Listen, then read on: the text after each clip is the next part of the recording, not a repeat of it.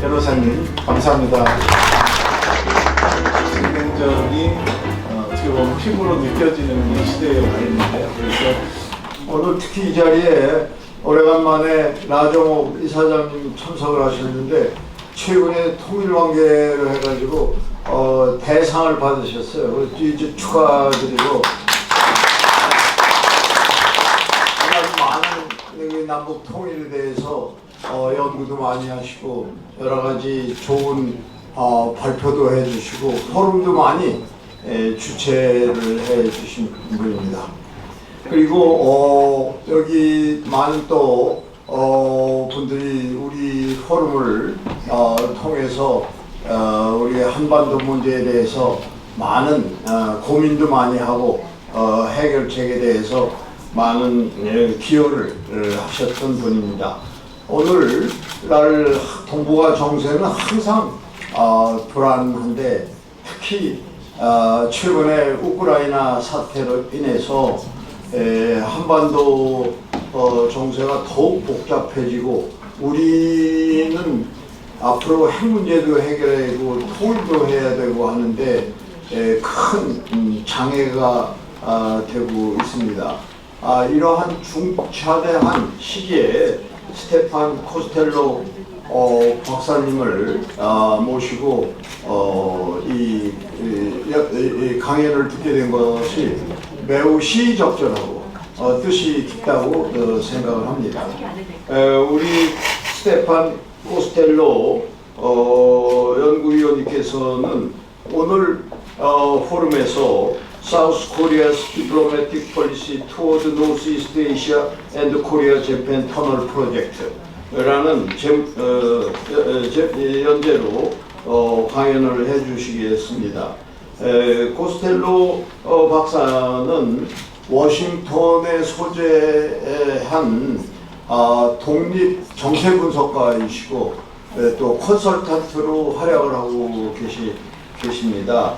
이 코스텔로 박사가 우리 문선명 총재님하고 인연을 맺은 것은 문선명 총재님이 세계 과학자 대회에서 세계 평화를 위해서는 세계 고속 평화 도로를 건설해야 한다는 연설을 하신 적이 있는데 그때 매우 감명을 받아가지고 하여튼 우리하고 인연을 맺어서 현재 조지 워싱턴 대학교 한국학연구소 동아시아 담당 연구위원으로서 활약을 하시고 여러분들은 우리 그 코리아 타임스 한글보의 그 코리아 타임스에 개서 영문으로 한 13년 동안 우리 한반도 문제에 대해서 기고를 하신 분입니다. 코리아 타임스 독자가 되신 분은 아주 잘 아실 겁니다.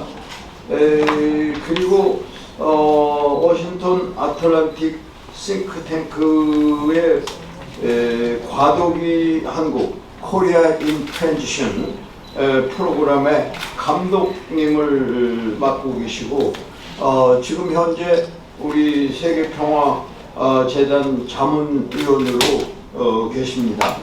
여러분 기억을 하실나 모르겠는데 읽어보셨나 모르겠는데 우리 그 피스로드 잡지에 2021년도 9월 달에 그 여기 유진주 차장이 특별히 인터뷰를 해가지고 이렇게 실린 적이 있습니다.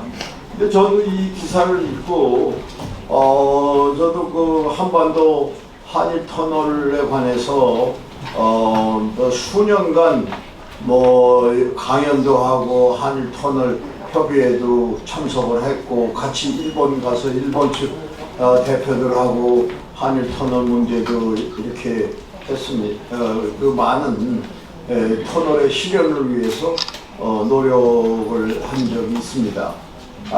그런데 이 코스텔로 위원님의 이 인터뷰를 읽고 제가 크게 깨달은 바가 있습니다. 핵심 내용은 뭐냐면은 우리가 한일 간의 미래의 우호 협력을 하고 또 새로운 동북아의 평화 질서를 만들기 위해서는 한일 터널이 가장 핵심적인 프로젝트다 이겁니다. 그래서 거기에 많은 사람들이 동참을 했고 그랬는데 뭔가 여태까지 실현이 안 되고 가장 중요한 게 빠진 거가 있다는 생각을 했는데 우리 카스텔로 박사님께서 아주 중요한 점을 지적하셨어요. 그게 뭐냐 하면은 이 프로젝트가 성공을 하기 위해서는 미국이 역할이 있어야 된다 라는 것입니다. 그래서 이건 아주 중요해요. 우리가 해방이 되고 그런 것도 미국의 힘에 의하고 2차 세계대전 이후의 국제 질서는 그 루즈벨트 대통령이 기초를 닦은 겁니다. 루즈벨트 대통령이 이 지구상에서 더 이상 전쟁을 없어야 된다. 전쟁을 없기 위해서는 식민이 없는 그러한 세계. 그래서 제국주의 시대를 마감해야 한다는 거예요. 한마디로 얘기하면은. 그래서 제국주의 시대를 마감하기 위해서 만들어 놓은 게 국제 유엔입니다. 그래서 유엔에 만들어서 그 유엔에 만들어져 가지고 유엔에 의해서 유엔이 직접 선거에 주관을 해가지고 만드는 게 대한민국이다. 그리고 그 유엔의 헌장을 침범해가지고 그 남침한 것이 북한이에요. 그래서 유엔군이 참전을 하게 된 겁니다. 그래서 유엔군이 참전을 하고 지금 현재 유엔이 창설 이래 유엔에 대해서 직접적으로 도전을 한 게 북한이에요. 핵으로 도전을 한 거예요. 그래서 유엔 역사상 가장 강력한 제재가 지금 가해지고 있는 배경이 그겁니다. 그러니까 유엔이 이렇게 이 세계 질서를 담당하고 있는데 지금 우크라이나의 사태의 심각성은 그 유엔의 참석을 같이 해가지고 유엔 상임이사국이 되어 있는 러시아가 그 유엔 헌장을 위반하고 우크라이나를 침공한 거예요. 그래서 이게 매우 심각하고 유엔 창설 이래 최대 위기가 지금인 겁니다. 그래서 이러한 그리고 이 문제 해결은 종교는 저도 뭐 글도 많이 쓰고 했습니다만은 결국은 러시아하고 미국 다시 말해서 푸틴하고 바이든 대통령이 종교를 줘야 이게 전쟁이 종결의 가닥이 잡힐 겁니다. 그만큼 지금 유엔 상임이사국이 스스로 유엔 헌장을 위반해가지고 이러한 국제 분쟁을 일으킨 이러한 시점에 하여튼 지금 카스텔로 박사가 오늘 강연을 하시는 겁니다. 다시 또 이 한일 터널로 돌아와가지고 우리 한일 간에 이렇게 많은 민간 차원에서 노력을 했음에도 불구하고 아직까지 정부 차원에서 이것을 정식으로 채택을 해서 정부의 프로젝트로 아직 채택이 안 되고 있는 거예요. 그러니까 그러나 많은 진전이 있고 원래 이 터널은 일본의 대동아 동역권의 구상으로 시작을 했다가 2차 세계대전이 나는 바람에 완전히 그 구상이 깨졌다가 이제 적어도 이것이 타부시 됐는데 이 타부를 최초로 깨신 분이 문선명 총재예요. 더더구나 한국 국민은 이 터널이 대동아 일본의 그런 그 대동아 공영권을 하기 위한 프로젝트로 했기 때문에 반감이 있어요. 그래서 그런데도 불구하고 한일 간의 이러한 복잡하고 앞으로 미래로 나가기 위해서는 공통의 이익이 되는 대형 평화 프로젝트가 있어야 되는데 그 비전을 문선명 총재님이 제일 먼저 말씀을 하셔서 그 이후에 문선명 총재가 이 타부시 되어 있는 터널 문제를 그걸 깨버려가지고 그동안의 논의가 진척이 돼가지고 지금 현재 어느 정도까지 왔느냐. 한국민이 거부감이 우리의 노력에 의해서 이 조사를 최근에 했는데 한국인도 좋다고 지금 이렇게 하는 거예요. 더더구나 이제 윤석열 정부가 한일 관계를 미래로 가자고 이렇게 얘기를 하고 있기 때문에 미래로 가기 위해서는 프로젝트가 있어야 돼요. 이 프로젝트를 그런 큰 프로젝트를 하면 대통령도 되는 거예요. 그래서 이 정부가 이 안정되고 다시 재집권을 하려면은 저는 이 한일 프로젝트를 정부 차원에서 논의를 해가지고 채택돼야 된다고 합니다. 그리고 그 과정에서 코스텔로 박사는 미국의 역할이 중요하고 그것을 이니시에티브를 한국이 잡아가지고 한국이 주도적인 외교를 해가지고 미국도 끌어들이고 해서 이것이 한일 간의 프로젝트가 아니라 전 세계의 평화 프로젝트가 돼야 된다고 생각을 합니다.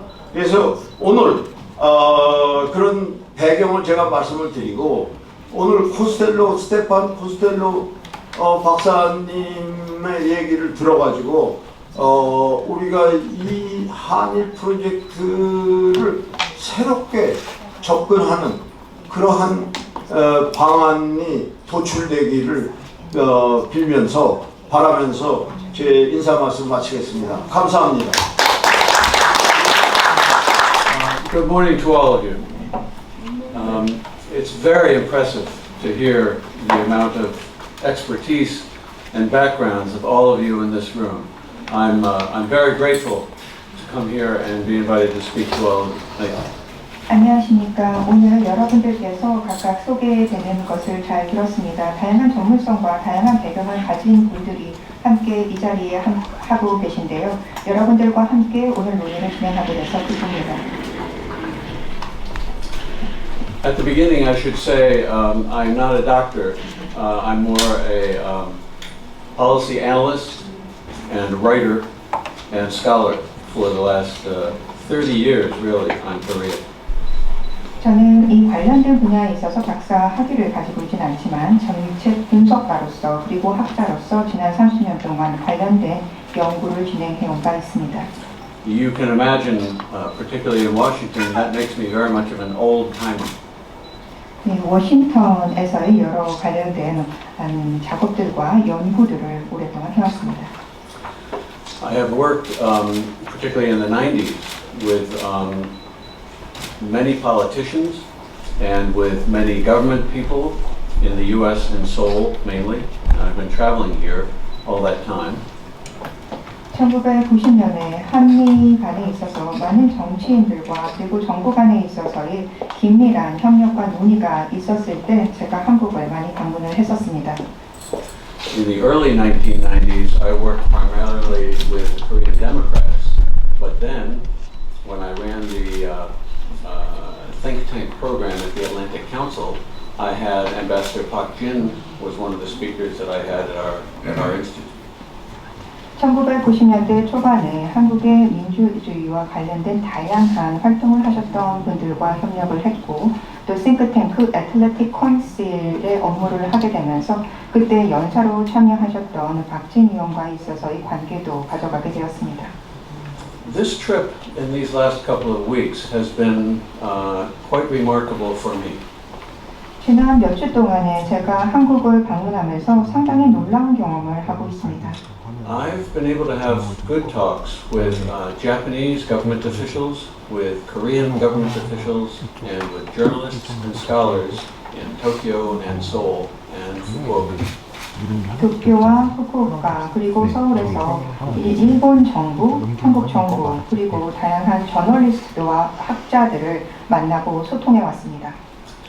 A couple of points stand out for me from my conversations in the past couple of weeks. 이렇게 지난 몇 주 동안 이들과 가졌던 대화에서 몇 가지 공유드리고자 하는 것이 있습니다. When I began to look at the bridge tunnel as one important piece in the North-South cooperation discussion and in the South Korea-Japan relations, I wondered, is this practical? Does this really make sense for engineers?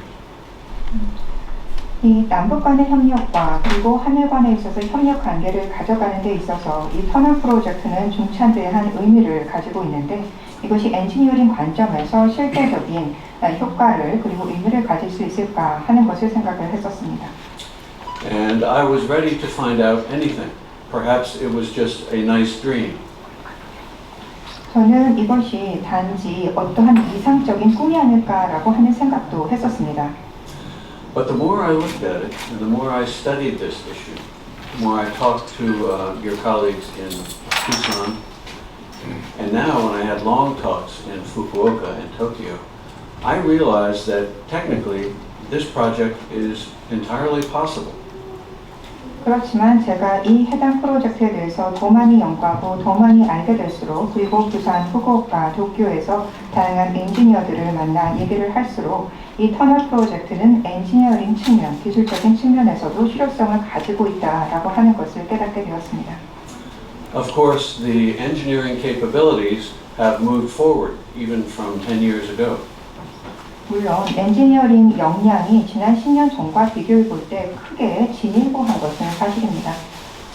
This is a key reason why I keep a focus on this project as one piece of the North-South discussions and the South Korea-Japan discussions.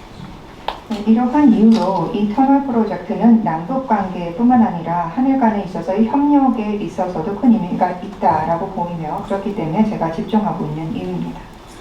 So now let me make a couple of points about how the bridge tunnel project could contribute to diplomacy right now these days with the governments that are now in power.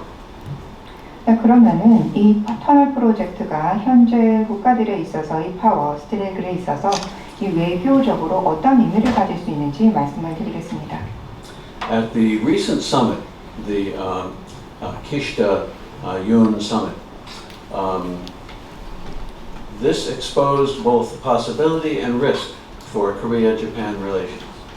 최근에 윤석열 대통령과 기시다 총리 간의 정상회담이 있었습니다. 이 회담과 같은 경우는 양국에 있어서의 가능성뿐만 아니라 또 직면하고 있는 리스크도 부각시켰다라고 생각이 됩니다. We know that my government too, the U.S. side and Joe Biden are very interested in having Korea and Japan improve their relations. 미국, 바이든 정부와 같은 경우도 한국과 일본이 관계를 조금 더 원만하게 가져가는 것에 대한 큰 이해를 가지고 있습니다. Nevertheless, there is some worry in Seoul and there's some worry in Tokyo that this summit will not really bring forward as much cooperation as we hope. 그럼에도 서울과 도쿄 간의 이 정상회담과 같은 경우는 우리가 기대했던 것만큼 많은 결실을 가져오지 못했습니다. Therefore, I have heard several people say that maybe this is the time when the Korea-Japan Bridge Tunnel project is the right initiative to put forward and the right thing to be thinking about diplomatically. 이러한 배경에서 여러 사람들이 바로 이 시점이야말로 한국과 일본이 이 터널 프로젝트 관련 이니셔티브를 촉진해야 하며 외교력을 발휘해야 되는 중차대한 시점이다라고 얘기를 하고 있습니다.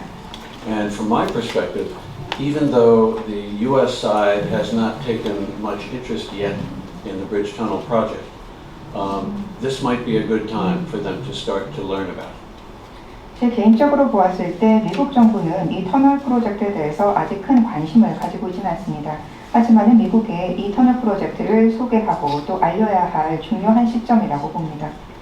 Now I'm going to give you some brief context for U.S. policy. 제가 미국의 정책에 대해서 간단하게 좀 말씀을 드리고자 합니다. During the 1990s decade, the U.S. under two different presidents, Democrat and Republican, they had rather elevated policy. 1990년대 미국의 민주당과 공화당 모두 상당히 전진적인 정책을 발휘했습니다. They had very high quality ambassadors and very high quality foreign ministry people working on this issue of North Korea and how to bring North Korea in from the cold.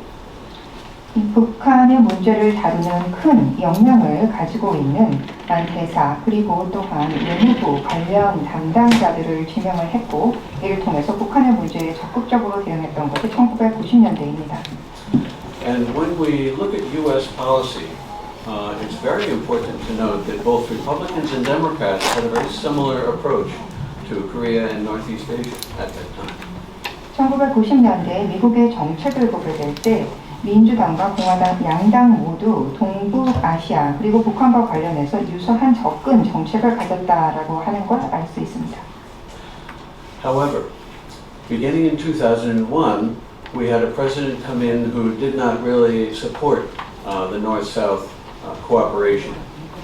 그렇지만 2001년에 들어서게 되면서 미국 대통령은 남북 관계에 대한 큰 관심과 지지를 보이지 않았습니다. Then when the Democrat, Barack Obama, succeeded him, he also didn't support North-South cooperation. Our memory of that time was strategic patience. 그 이후 또 정권을 잡게 되었던 버락 오바마 정부도 마찬가지였습니다. 전략적인 인내라고 하는 이름 하에서 별로 큰 진전을 보이지 않았던 정책을 펼쳤습니다.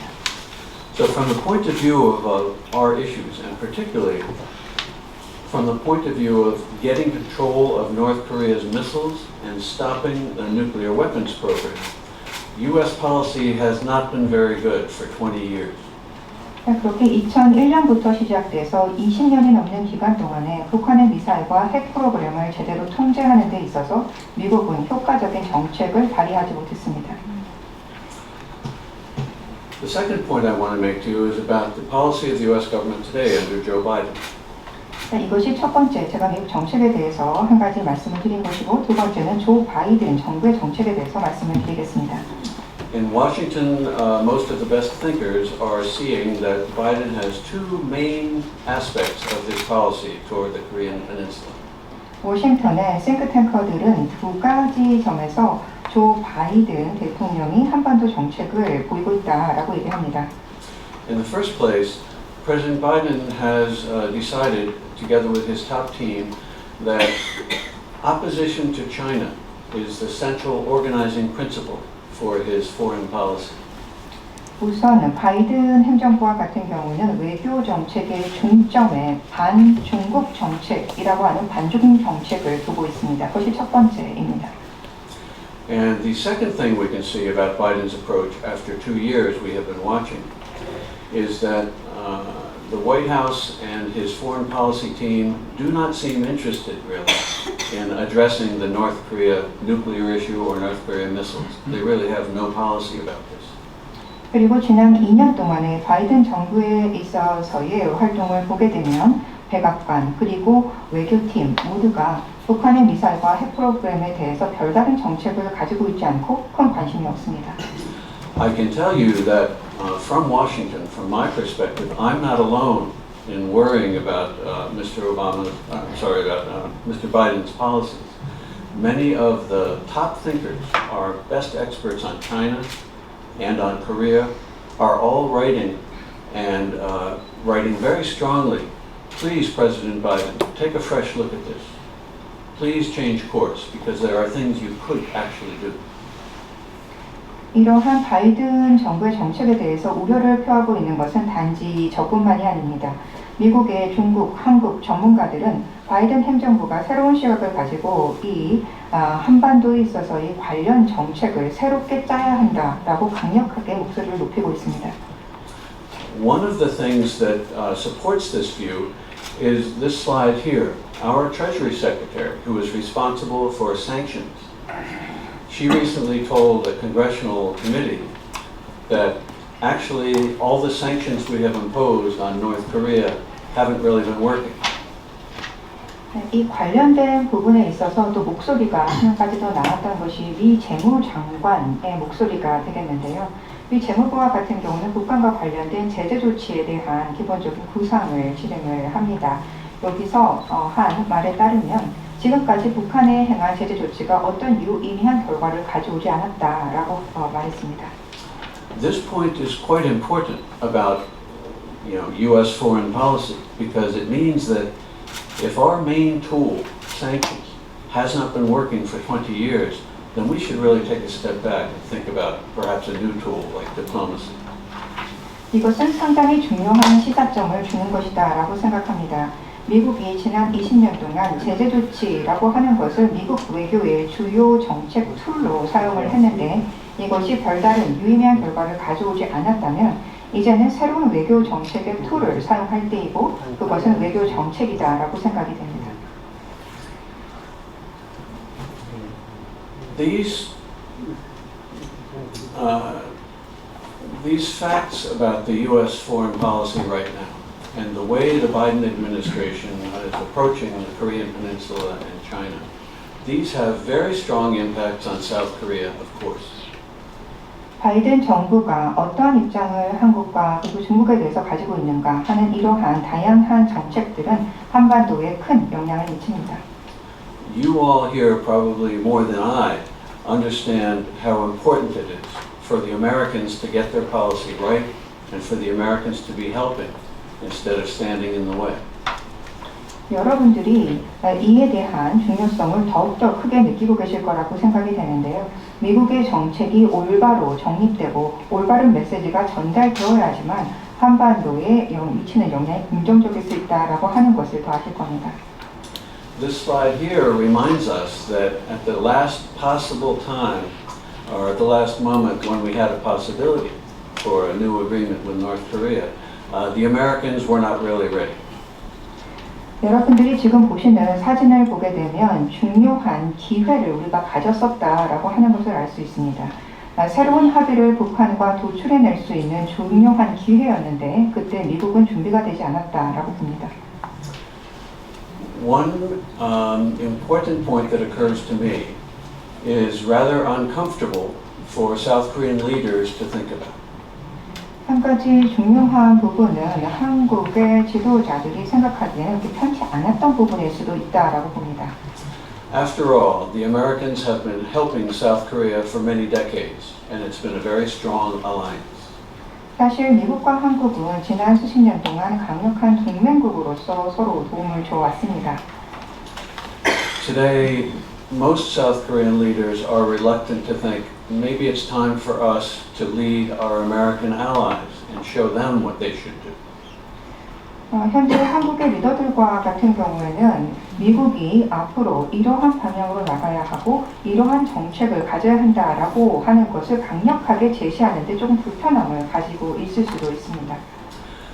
Even though it would be unusual and uncomfortable for many leaders here, I think it's also rather inevitable for South Korea to take more responsibility for leading its ally, the U.S., for leading Japan, and for helping us get back to a much more stable peninsula and more cooperation.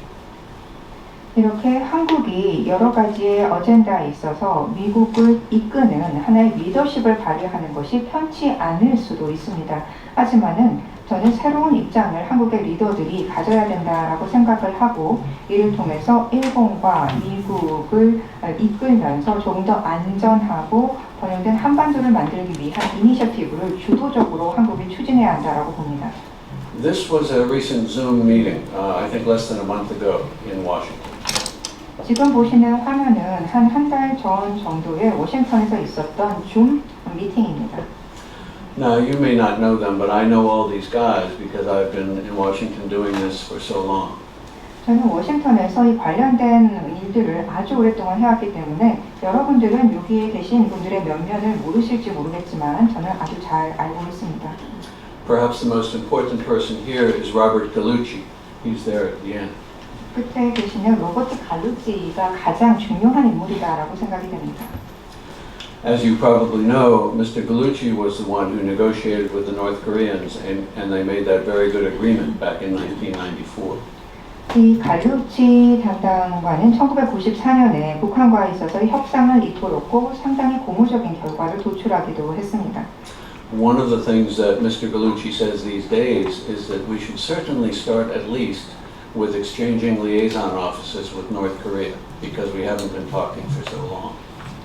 지금 갈루치 담당관과 같은 경우에는 우선 시작점으로 북한과의 연락사무소를 통해서 소통할 수 있는 노력을 시작해야 한다라고 강조하고 있습니다. You might be thinking, well, that's nice, but how can we come up with a plan? You know, what sort of deal, what sort of exchange would work with North Korea? 그것은 좋은 제안이긴 하지만 그럼 어떤 계획을 통해서 그것을 실현할 수 있고 어떠한 딜을 통해서 그것을 이행할 수 있을까에 대해서 궁금하실 수 있습니다. I'm very convinced that we already know very much what that deal looks like. 그렇지만 잘 생각해보면 우리 모두는 그 딜이 어떠한 모양일 때 좋은 결과를 맺을 수 있는지 잘 알고 있다라고 확신합니다. First of all, we have a rather successful deal working in the 1990s.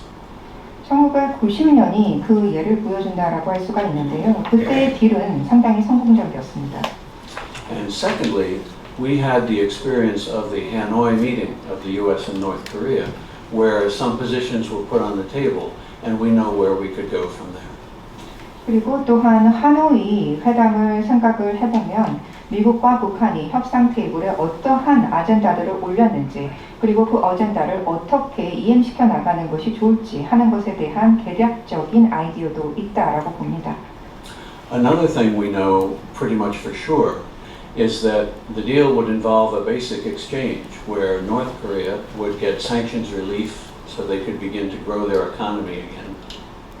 그리고 또한 이 딜에는 기본적인 교류가 활성화될 수 있도록 하는 것도 포함될 필요가 있다라고 보는데 북한에 대한 제재 조치를 조금 풀어서 북한의 경제 활동들이 재개될 수 있도록 하는 것도 중요한 딜의 요소가 될 것입니다. And perhaps they would get some security assurances and some diplomatic relations, at least at the beginning. 그리고 초기의 단계에 있어서는 북한의 안보를 또 보장을 해주고 외교력을 발휘하는 노력도 필요할 것입니다. But on the other side, we would get what we need. We would have IAEA inspectors on the ground. We would stop the nuclear weapons program, and we would stop the missile program. 그리고 또한 이런 과정에서 우리가 얻을 수 있는 것도 확실히 주장할 수 있습니다. 예를 들어 북한의 IAEA 팀이 들어가서 감시 활동을 한다던가 북한의 핵 프로그램과 미사일 프로그램을 종식시킬 수 있도록 하는 것 이런 것들도 포함될 수 있습니다. Finally, we know that infrastructure developments would be at the heart of this deal, just as they were back in 1994 when we had a good deal. 그리고 마지막으로 한 가지 더 중요하게 포함될 수 있는 것이 인프라 개발과 관련된 부분입니다. 이것은 1994년에 성공적으로 합의됐던 케이스가 있기도 합니다. As you remember, during those years, the South was providing electricity at the beginning and some other aid to the North. 기억하시겠지만 1994년 그때 한국은 북한에 전력 공급을 했었습니다. And the Americans were providing oil, and they were building a nuclear power station for North Korea. 그리고 또한 미국은 오일을 북한에 제공을 했었고 원자력 발전소의 기반 시설을 제공하기도 했었습니다.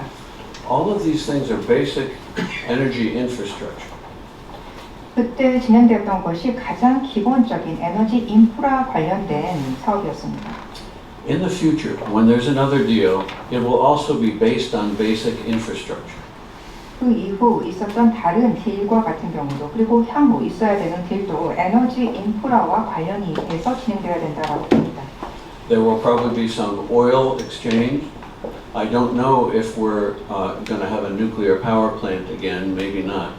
But the infrastructure programs like the rail lines up the east and west coast and the KGBT tunnel are the perfect sort of thing that would anchor the next agreement. 향후 북한과 있어서의 교류에 있어서 추가적으로 또 오일이 공급이 될 수도 있을 것이고 이전에 제공되었던 원자력 발전소에 대한 기반 시설을 제공하는 것 여기에 대해서는 조금 확신이 없지만 다양한 에너지 인프라와 관련된 교류 방향으로 틀이 잡혀질 거라고 생각합니다. 그 외에도 인프라 시설은 동서를 연결하는 철도망이라던가 그 외에 지금 논의되고 있는 KJ 터널 이런 것들이 중차대한 역할을 할 수 있을 것입니다. So the main point here is that when we think about the next deal, it's clear that infrastructure will be at the heart of it. 따라서 제가 강조하고자 하는 것은 다음 북한과 다음에 딜을 만들어 나갈 때는 인프라가 그 중점에 있어야 한다라고 봅니다. It's also clear that to begin the KG Bridge Tunnel would be a very strong extra ingredient to help that next deal. 이러한 인프라를 중점에 둔 차후 딜에 있어서 KJ 터널이 강력한 역할을 해줄 수 있습니다. When we think about South Korea's options, I would like to make a couple of final points here. 마지막으로 한국이 선택할 수 있는 몇 가지 선택지에 대해서 말씀을 드려보고자 합니다. The way for South Korea to begin to take the lead on this issue is quite clear. 한국이 리더십을 발휘할 수 있는 방법은 상당히 분명합니다. In my discussions in the past 2 weeks in Tokyo and Seoul and elsewhere, many people talked about the new sort of multipolar world environment. 지난 2주 동안에 제가 도쿄와 서울 등 다양한 곳곳에서 여러 사람들과 얘기를 나눴는데요. 많은 사람들이 지금 현재 우리가 직면하고 있는 다극주의 체제에 대해서 많은 얘기를 합니다. One of the things they were saying, and these were quite high-ranking people in the government, they were saying that the American role is not what it used to be. The Americans can't just tell countries what to do and expect to have that happen. 제가 만났던 많은 고위급 관료들이 말을 하기를 이전에 있었던 미국의 역할을 지금 현재의 역할과 비교해보면 상당히 큰 차이가 있다는 것입니다. 이전에는 미국이 다른 우방들과 다른 국가들에게 해야 되는 방향을 얘기했고 그것이 따라오기를 기대했지만 지금은 그렇지 않습니다. Those of us who watch foreign affairs have watched this happen in the last 5-10 years very clearly. 지난 5년에서 10년 동안 있었던 일들을 한번 되짚어본다면 이러한 미국의 역할이 달라졌음을 잘 인식할 것입니다. Middle power countries from France to Germany to Australia and many others have had more independence. 이전에 미드 파워 국가라고 인식이 되었던 프랑스, 독일, 호주 이러한 국가들이 지금 조금 더 강력한 파워를 국제 질서에서 발휘하고 있습니다. There have also been some very important instances where middle power countries have gotten together to do something, even if the Americans were not really involved. 국제적인 여러 가지 사건에 있어서 미국이 개입하지 않았을 때도 이 미드 파워 국가들이 힘을 합쳐서 다양한 개입을 했던 사건들이 있었습니다. One obvious example is the Trans-Pacific Partnership, the trade deal that Prime Minister Shinzo Abe took up and managed to finish with other countries. 분명한 한 가지가 트랜스퍼시픽 협의가 되겠는데요. 신조 아베 총리가 그때 주도적으로 리더십을 발휘하면서 참여를 했었습니다. All of this is just to say that it is now entirely possible in the current international environment for the South Korean government to take a bit of an initiative, to gather other like-minded governments and to push for a new deal that caps the nuclear weapons and the missiles. 이렇게 변화하는 환경에서 한국이 이니셔티브를 가지고 뜻을 같이 하는 국가들을 이끌면서 북한의 미사일 프로그램과 핵 프로그램을 종식시킬 수 있는 역할을 하는 것은 이제 불가능하지 않다라고 봅니다. I would finish up by just observing that I know very well, I talk to politicians, I have talked to politicians for decades, and I know how uncomfortable many of them are when they think about leading the United States to maybe a new policy. 저는 한국의 정치인들과 지난 수십 년 동안 소통을 해왔고 그렇기 때문에 한국의 정치인들이 미국을 이끌어 나가는 리더십을 발휘하며 이니셔티브를 먼저 가지고 움직이는 것이 얼마나 쉽지 않고 또 불편해야 하는 일인가 하는 것을 알고 있습니다. But I also know that you have many good, strong leaders here. You have many people who have vision. You have a lot of professors who understand this. This gathering in the room is just an example of how much expertise there is to advise any government which policy is best.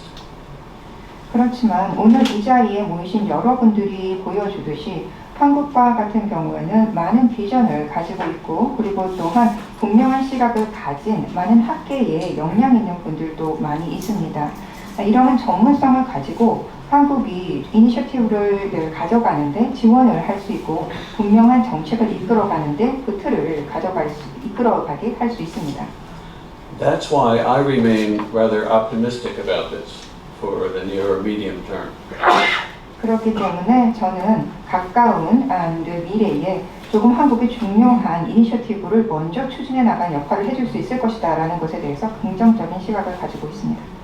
And I'll tell you, the final reason for my optimism is that watching the U.S. government and watching the Biden team, I'm quite certain that if South Korea did its homework, if the government put forward a plan to take the next step, here's what the next deal should look like, then the Americans would follow along.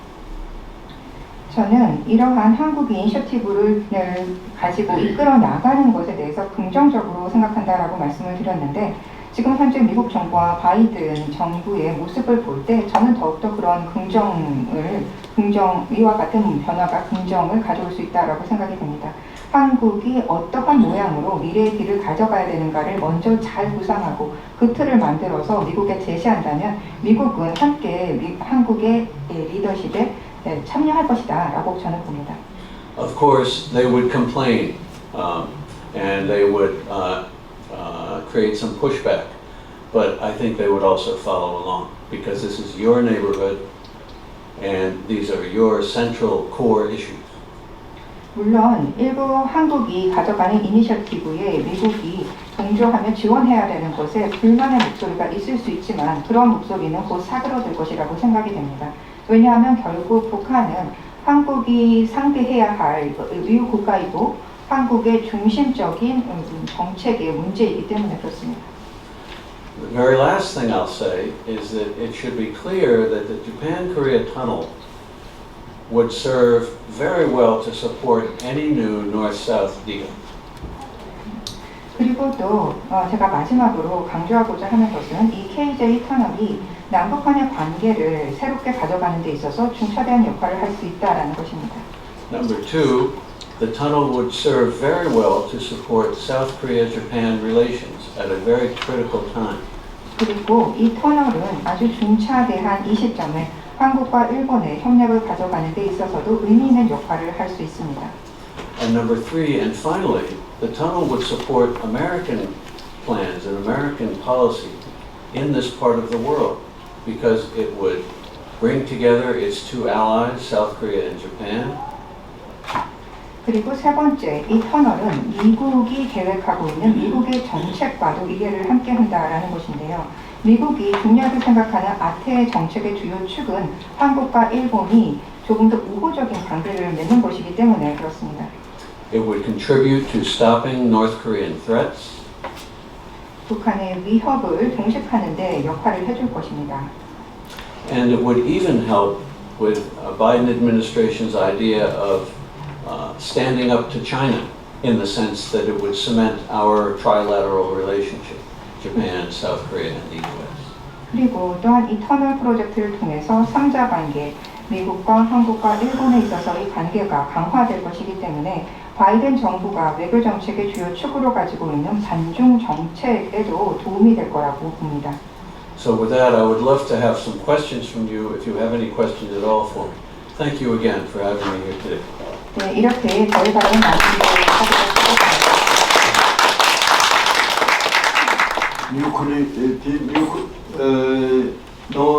Nuclearization of Korea Peninsula, 1992. 1992, very important agreement.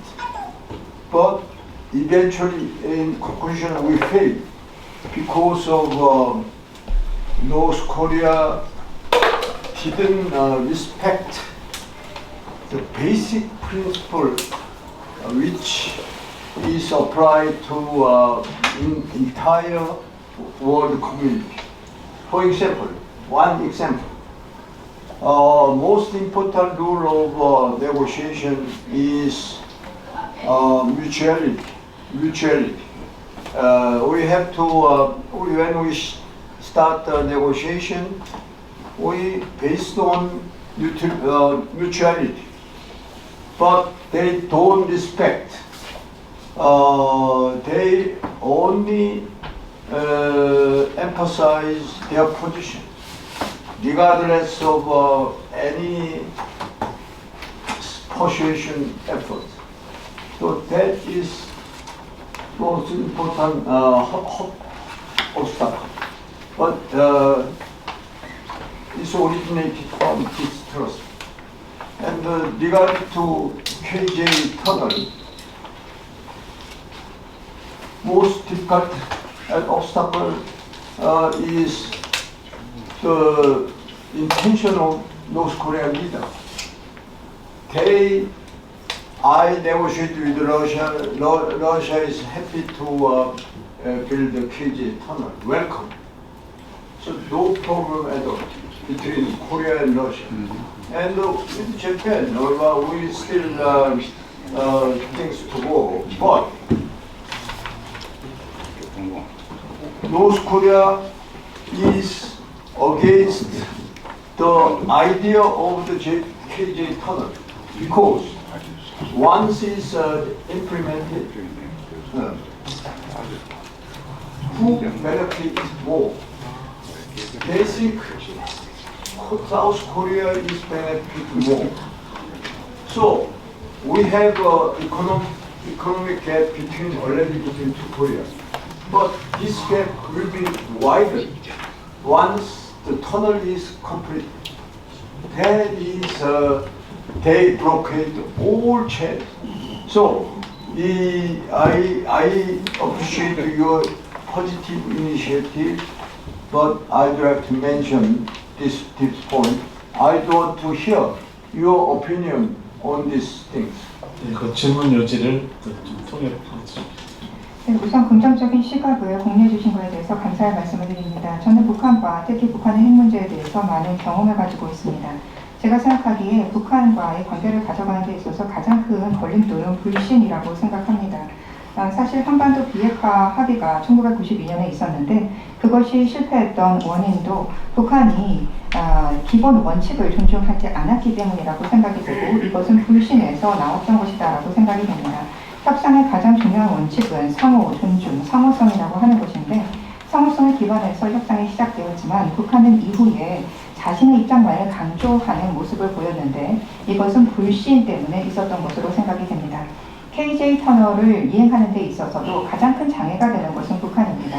저는 러시아와 논의를 해봤는데요. 러시아는 KJ 터널을 환영하고 있고 일본과 같은 경우도 물론 아직 해결해야 되는 문제가 있지만 이 터널에 대해서 환영하는 입장입니다. 하지만 북한은 이 터널을 반대합니다.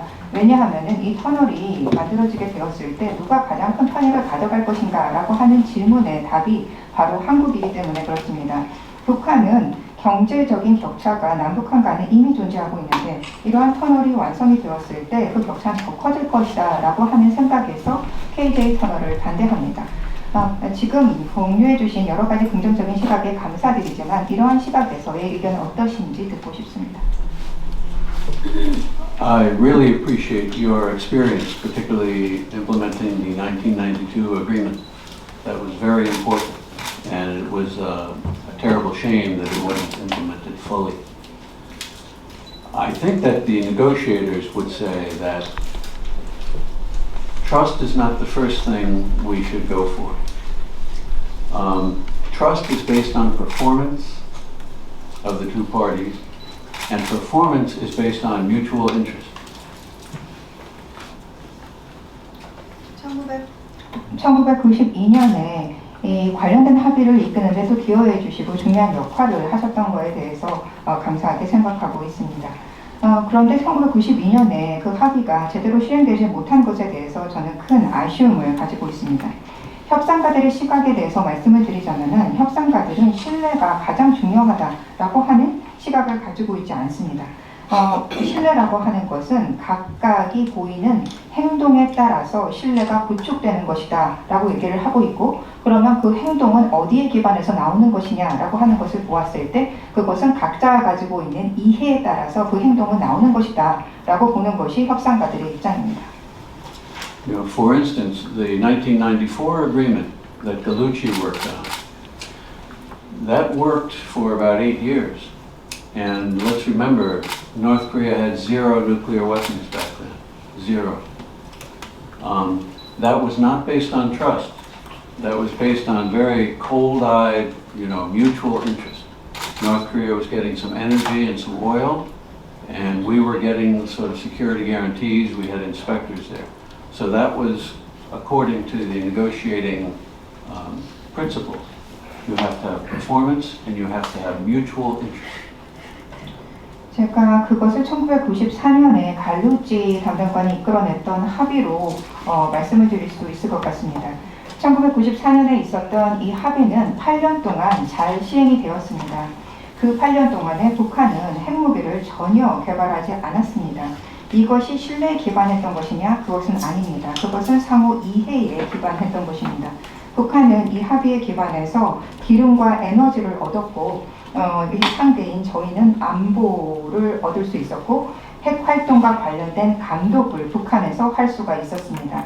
그러니까 결국은 어떠한 행동을 이끌어내는 것에 기반하는 그 행동을 도출해내는 것이 중요한데, 그 행동을 도출해내게 하는 것은 상호 신뢰라기보다는 상호 이해에 기반한다라고 말할 수 있습니다.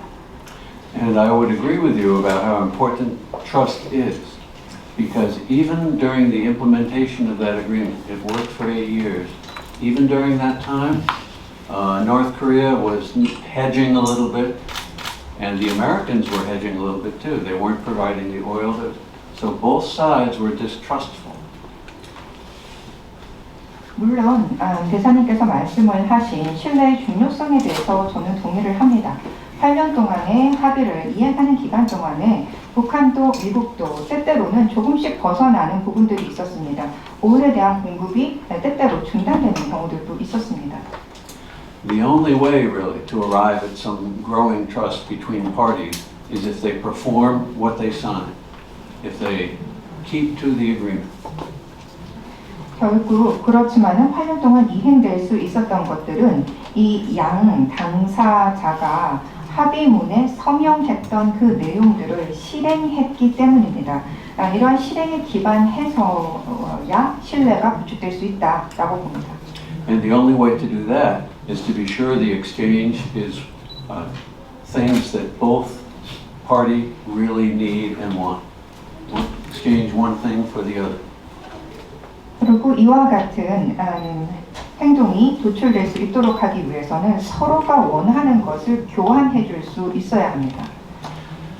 Regarding North Korea's position on the KJ tunnel, I appreciate that, and I remember talking to people here 1 or 2 years ago about the tunnel, and there was a big debate about who benefits more.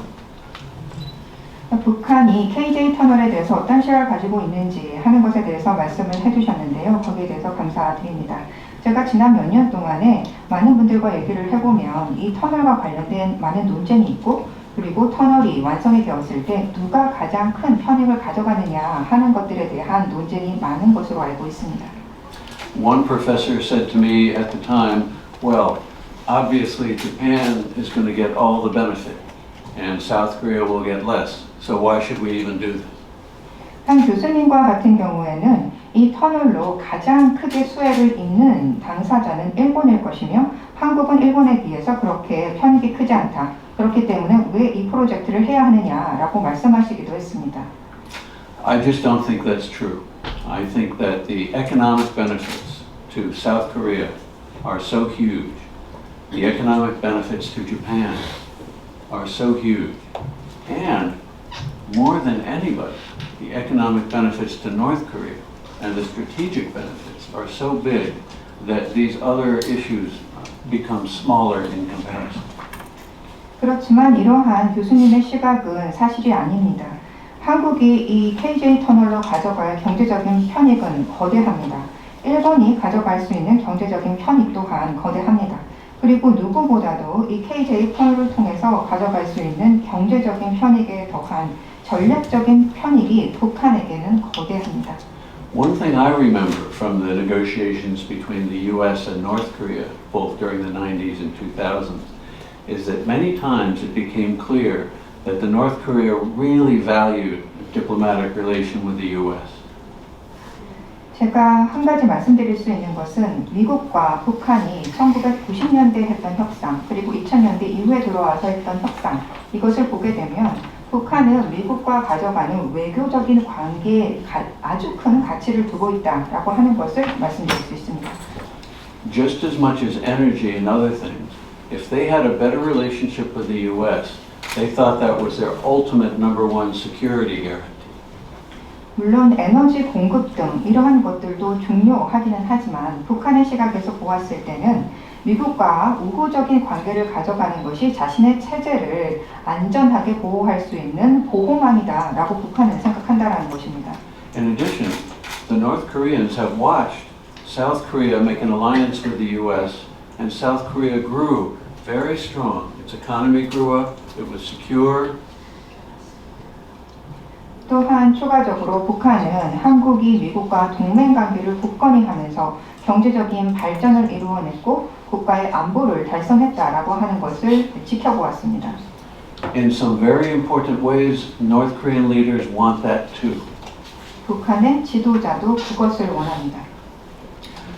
Finally, we also know that North Korea does not trust China very much. 그리고 한 가지 더 말씀드릴 것은 북한은 중국을 그렇게 신뢰하지 않습니다. This is a detail that many of my colleagues in Washington don't really get. 이것은 아주 세부적인 내용으로 워싱턴의 많은 싱크탱커들이 그 부분까지 주목하지 못하고 있습니다. Of course, North Korea has to rely on China for many of the reasons that we know. 물론 북한은 우리가 알고 있는 여러 가지 이유로 중국에 의존하고 있는 것은 맞습니다. But they would much prefer to have allies with the US and South Korea that they could balance with their Chinese neighbor. 그렇지만은 북한은 이웃 국가인 중국과 서로 밸런스를 맞출 수 있는 미국과 한국 간에 있어서 이 관계에 큰 가치를 둡니다. So I appreciate those points because many people have different calculations about who wins and who loses. But overall, I think the economic and the strategic benefits are so big that this still has a lot of strong support for it. 의견을 개진해 주신 것에 대해서 감사드립니다. 모든 각각의 사람들은 나름대로 있어서 이 계산식을 가지고 누가 더 이익을 볼 것이냐, 누가 손해를 볼 것이냐라고 생각을 달리하기는 하지만 저는 전반적으로 이 KG 터널이 북한에 가져갈 수 있는 경제적, 전략적인 이해는 거대하다라고 봅니다. 나는 평생을 교육만 해온 사람입니다. 그렇지만 내가 교육을 해오면서도 저는 동북아의 평화에 대해서 제 나름대로 계속 글도 쓰고 발표도 하고 관심을 가지고 있는 제가 또 국제 정치학자라고 제가 평가하고 있는 사람입니다. So I myself is a lifetime educator, but I have a great interest about peace on the Northeast Asia. I also wrote many articles and also papers, and so I myself evaluate myself as an international politician. 근데 오늘 교수님의 강의를 듣고 상당히 감명을 많이 받았습니다. So listening your presentation today, I was deeply impressed. 이 동북아의 평화는 바로 한반도의 평화라는 것에 대한 명확한 이 답을 오늘 주신 것에 대해서 굉장히 감명을 받았습니다. Listening what you said today, I once again realized that peace on the Northeast Asia is equal to peace on the Korean Peninsula. 요즘 한국의 모든 언론과 모든 뉴스는 동맹과 안보로 아주 점철되어 있습니다. So recently, when I see the papers from news outlets in Korea, they mainly talk about allies and the security issues. 우리 미국 동맹국으로서 저는 동맹이라는 말 잘 안 쓰는 사람인데 사실은 국제정치에서도 마찬가지 아닙니까? 강대국이 약소국을 동맹국이라고 다 부르고 있습니다. I do not like the term ally, but when I see the international politics, big power countries, they call small power countries as their ally. 우리 한국의 요즘 정책이 미국에서 주장하고 있고 한국에서도 주장하고 있는 동맹과 안보에 집중하면서 나오는 이야기가 바로 한국이 빨리 쿼드에 가입해라. 그리고 우리도 하겠다. 또 오커스에도 가입해라. 가입하겠다. 심지어 파이브 아이즈에도 가입해라. 우리도 가입하겠다. 그것이 바로 동맹 안보다. 이렇게 되어 있습니다. So these days when I see the discussions in the international politics, it is emphasized that it is important for Korea to join Quad, UQUAD, and even Five Eyes. And many people say that that is the core of alliance. 동맹 안보 굉장히 중요한데 미국에서나 일본은 동맹과 안보를 주장하는데 반드시 국민이 있습니다. I believe the alliance and the security is almost important, but when I see discussions about alliance and security in the United States and Japan, they focus on people. 다시 말하면 미국의 주장과 일본의 주장 속에는 이 미국 제일주의와 일본 우선주의가 반드시 함께 가고 있습니다. So in other terms, what I want to say is when United States and Japan talk about alliance and security, that is based on US first and Japan first approaches. 우리 교수님께서 한국에 오셔서 많은 사람을 만났다고 하면서 고위직 인사들을 많이 만났다 이렇게 말씀을 하셨는데 과연 거리에 나가서 우리 국민들하고 이야기를 해봤는지는 제가 아직 답을 듣지 못했습니다. So you said for the last few weeks you had discussion with many people and also you met high-ranking officials as well. But I wonder whether you had opportunity to talk with the general public here in South Korea. 생각해 보십시오. 동맹과 안보 속에 항상 나오는 것이 쿼드, 오커스, 파이브 아이즈 여기에서 이루어져야 한다고 하면서 태평양과 인도를 중심으로 한 동맹 안보가 주를 이루고 있습니다. So let's take a look on the older discussion we have surrounding alliance and securities. As I said, it is emphasized that for Korea to join Quad, UQUAD, and Five Eyes, and also people say that that is the essence of the security in the India-Pacific region. 여기에 북한은 항상 빠져 있습니다. Here, there is a no discussion and mentioning of North Korea. 근데 오늘 발표를 하신 선생님 내용을, 교수님 내용을 참 아주 우리가 꼭 들어야 될, 우리 국민에게 꼭 우리가 원하는 것은 평화와 안전입니다. Because what we want is, after all, peace and security. That's why I believe that the lecture we listen from you today should be delivered to many people here in Korea. 우리 교수님 오늘 발표문 중에 북에 대한 경제 도움 문제도 나왔고 또 유엔이나 미국에서 제재하고 있는 제재에 대한 완화 이야기도 나왔습니다. During your lecture, you talk about how we can provide support to North Korea, and also you mentioned that the sanctions on North Korea should be lifted a bit.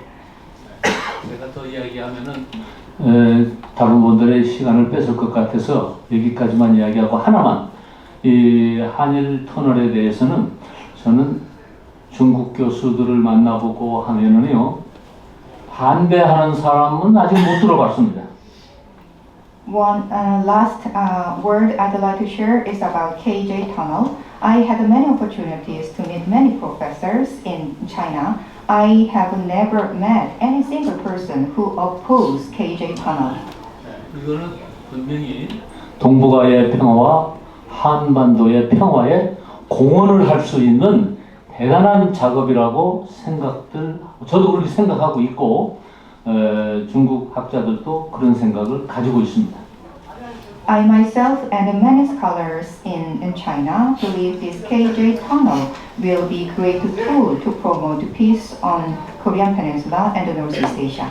다만 오늘 좋은 발제를 해주셔서 이 오늘 받은 이 워크북은 제가 잘 간직해서 맨 마지막 끝에 나온 한국이 이니셔티브를 가져라 라고 한 것은 제가 앞으로 글을 쓰는데 많이 인용을 하겠습니다.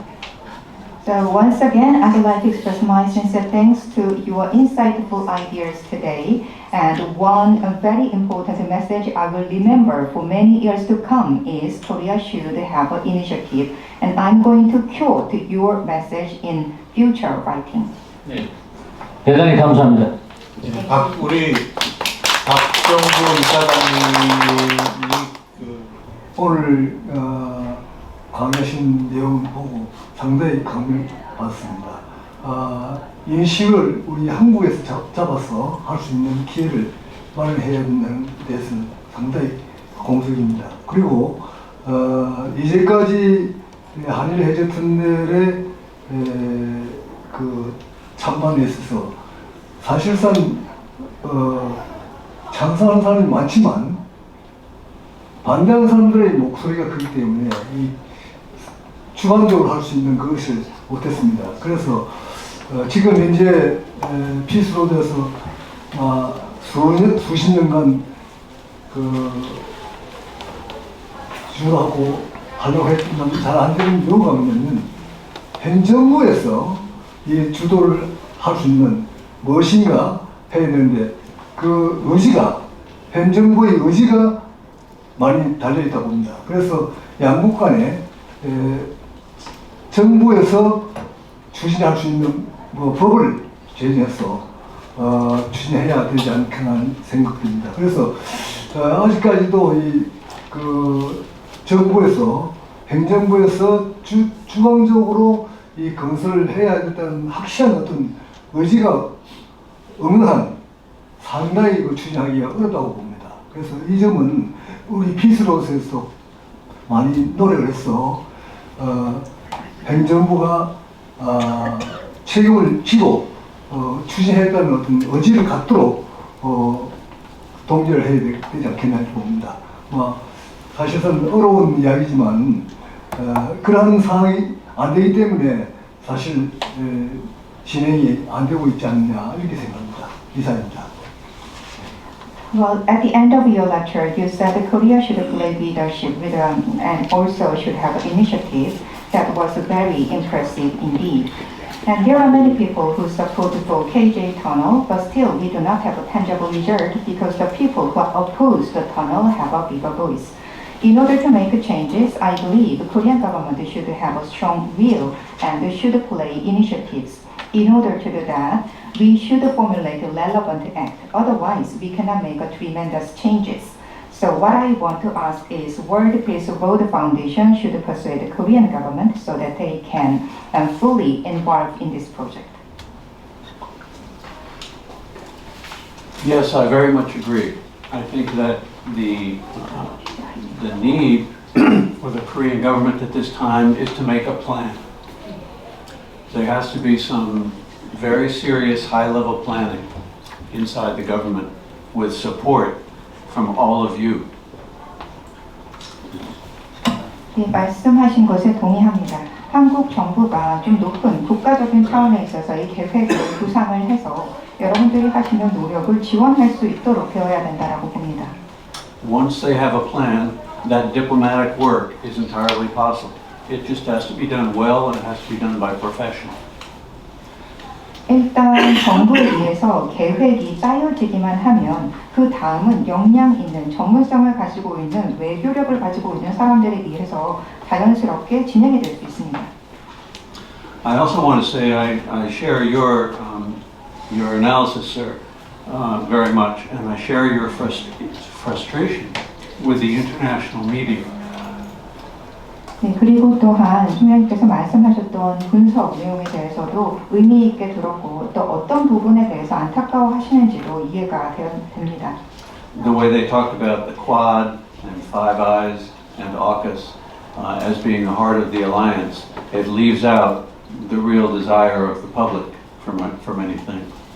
쿼드, 오커스, 파이브 아이 이것이 동맹의 핵심이다 라는 식으로 말을 하면서 가장 중요한 사람들의 바램, 국민들의 바램은 생각하고 있지 않은 것 이것이 안타깝다는 걸 알고 있습니다.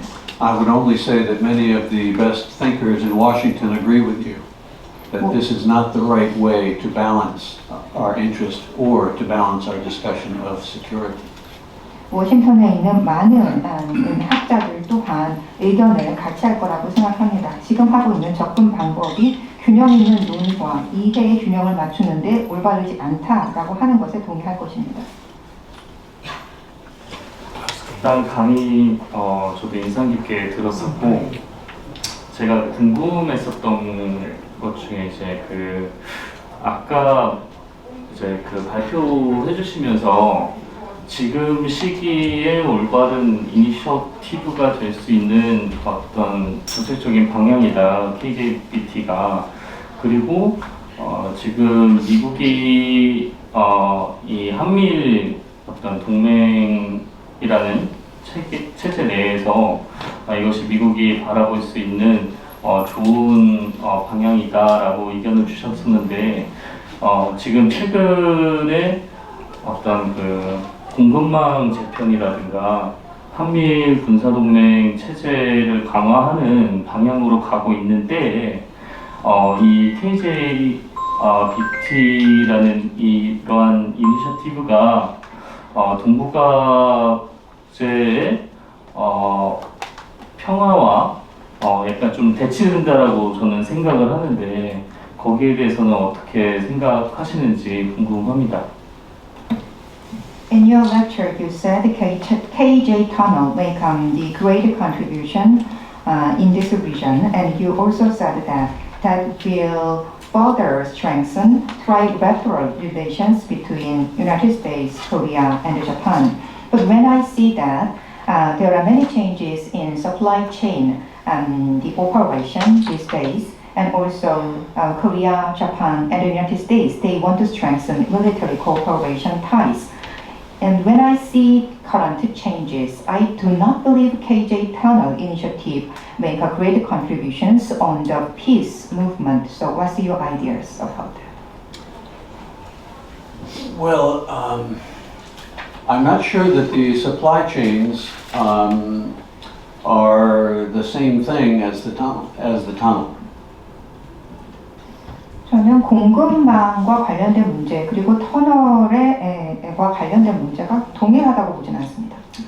That is to say, with the tunnel, we would obviously have increased trade over land between Japan and Korea.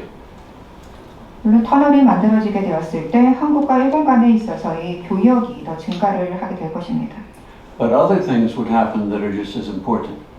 그렇지만 그 외에 여러 가지 다양한 중요한 부분들이 일어납니다. For instance, the shipping, a lot of the shipping capacity between Japan and Korea would be freed up to do other things. 한국과 일본 간에 있어서 지금은 해당 선적 양들에 있어서 이 제한이 있다라고 한다면 이것이 제한이 풀리게 되면서 다른 많은 것들이 가능하게 됩니다. Number two, in a kind of economic strategic sense, both China and Russia would see that these new hard rail channels through North Korea, through South Korea to Japan, would expose them to the third and the seventh biggest economies on the globe. 경제적인 측면에 있어서도 큰 의미가 있게 되는데 일본과 한국 그리고 북한까지 이어지는 이 철도망이 연결되고 또 이동망이 연결이 되었을 때 중국과 러시아와 같은 경우는 세계 3위, 7위의 강력한 경제적인 힘을 발휘할 수 있다라고 하는 경제적인 전략의 의미도 있습니다. I think this is important because that's the way national leaderships think. They think about economic exposure and economic opportunity. 경제적인 기회가 어떤 것들이 있느냐 하는 것들에 대해서 각각의 리더들은 주목합니다. Returning to supply chains, I would think that those would be somewhat strengthened by these new links between Japan and South Korea and up the coast of the Korean Peninsula to Russia and China. 다시 공급망의 문제로 돌아가서 보게 되면 이 한일 터널이 연결되게 되면 해안선을 통한 전체적인 연계망이 구축이 되게 되면서 러시아와 중국까지 이어지는 큰 혜택이 있을 것입니다. Much of what I read about supply chains is about the effort to decouple from China, for instance. 공급망에 있어서 가장 중요하다라고도 생각이 되는 것은 중국의 요소를 낮추는, 즉 중국으로의 디커플링이라고 하는 것이 상당히 공급망에서 중요합니다.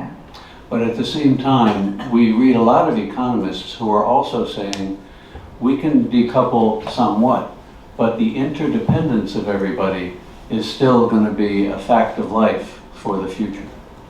경제학자들은 이러한 디커플링을 얘기하면서도 그리고 또한 각각의 국가들의 상호 의존성이라고 하는 것은 여전히 중요한 의미를 가질 것이며 미래의 상호 의존성에 의해서 그 형태가 관계가 이어질 것이다라고 얘기합니다. I realize that the supply chains are certainly changing now. 물론 공급망은 지금 이전과는 다르게 움직입니다. I just don't think that the bridge tunnel and these structure projects would impact that negatively. I think they would probably be positive. 그렇지만 제가 가진 생각은 이 KJ 터널이 공급망에 현재 번화하는 공급망에 부정적인 것이 아닌 긍정적인 요인으로 작용할 것이다 라는 시각입니다. 오늘은 굉장히 저도 감명을 많이 받았습니다. 왜냐하면 저도 그 3, 4년 전에부터 윤석열 한학대 전대님께서 말씀하신 이거 KJ 터널에 대해서 굉장히 관심을 가지고 왔는데 아직 그것이 현실화되지 않은 것 같습니다. 특히 일본에서 시집을 온 저희들에게는 큰 문제입니다.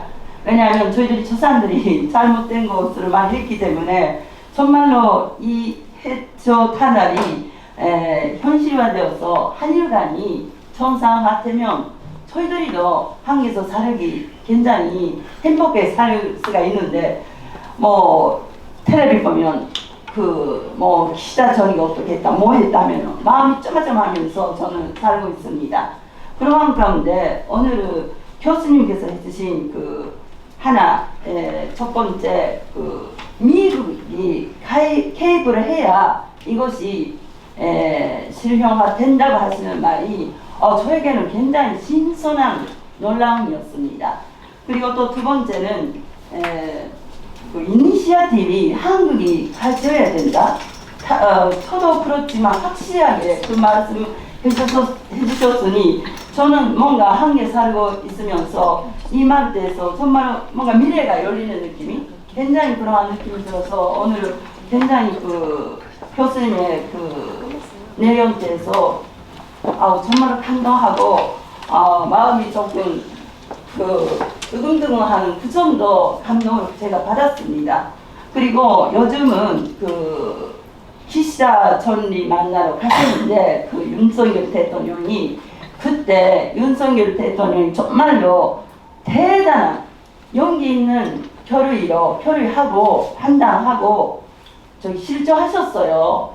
뭐 그거는 여러분들께서 아시다시피 일본을 나쁘다고 뭐뭐하지 않고 보상금을 한국에서 내려가셨어요. 그렇게 그게 우리에게는 너무 부끄러운 일이고 정말로 잘못됐던 일본인데 그렇게까지 대통령께서 해주신 그러한 행동과 실전을 보면은 감동하지 않을 수 없어요.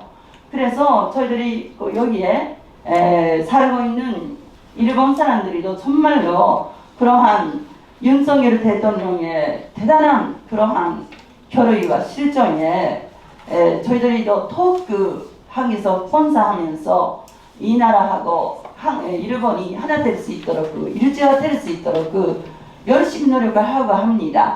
그리고 오늘은 제가 조금 하나 질문 하고 싶은데요. 거기 그래서 북한이 지금 똑같은 사람대로 가도 이익이나 나라 간의 이익, 그래서 일본, 대한민국 그리고 미국의 이익이 되면 한일을 해초단이 선사될 수 있다고 봐도 되는 건가요? 마지막 질문이 북한에도 이익이 되면 터널이 성사될 수 있다고 봐도 되냐는 말씀이세요? 네. Well, thank you for the presentation, and your lecture was very impressive. Well, actually about 30 and 40 years ago, Reverend Sam Yong-moon and Hakja Han-moon emphasized the importance of KJ tunnel, but there is no tangible outcomes so far. Well, actually Japan did many wrongdoings in Korea, so in order to normalize the relations between Korea and Japan, I believe KJ tunnel can make a very important role. Once that is realized, the Japanese people living in Korea can have a happier life. So in your lecture, you said that the role of the United States is important and also Korea should play initiative. I actually impressed by what you said. And recently there has been a summit between Korea and Japan, and the Korean President Yoon Suk-yeol said, let's put all the past behind us and let's build the future together. And I was deeply impressed by that. And I also want to make a great contributions for the better future between Korea and Japan. And at this point, I'd like to raise one question. As for the KJ tunnel, if North Korea believe the tunnel can give benefit to them, do you think North Korea also support for the project? Yes, I think my short answer to you would be yes, I do. Because certainly the North Koreans value the two channels that are envisioned for the east and west coasts. That would be rail, communications, energy, and everything else. 네, 간단하게 답변을 하자면 그렇다라고 하는 것입니다. 북한과 같은 경우는 동서간에 있어서의 철도망 그리고 서로 연결되는 에너지 공급망을 갖추는 것에 대해서 큰 가치를 둡니다. And as we know, those have already been started and much of the infrastructure has already been begun. 제가 살펴본 바에 따르면 그와 관련된 연계 인프라망은 이미 구축이 되고 있습니다. But by themselves, they would only offer the new economic engagement with South Korea, and for South Korea to have a better channel up to Russia and China.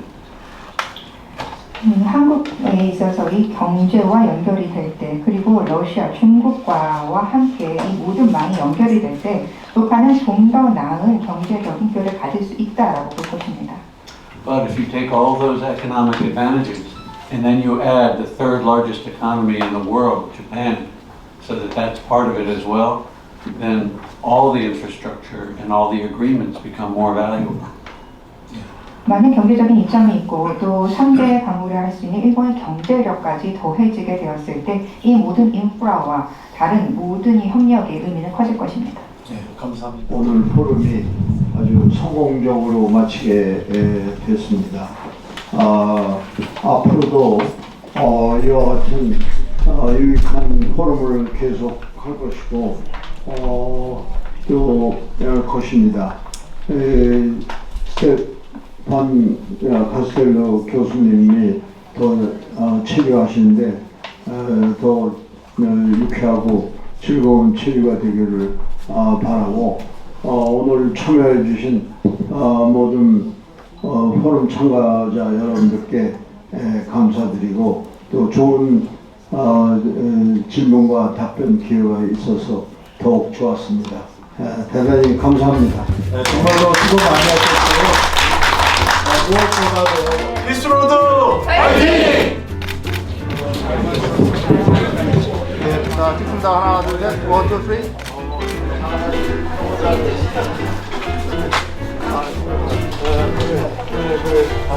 네,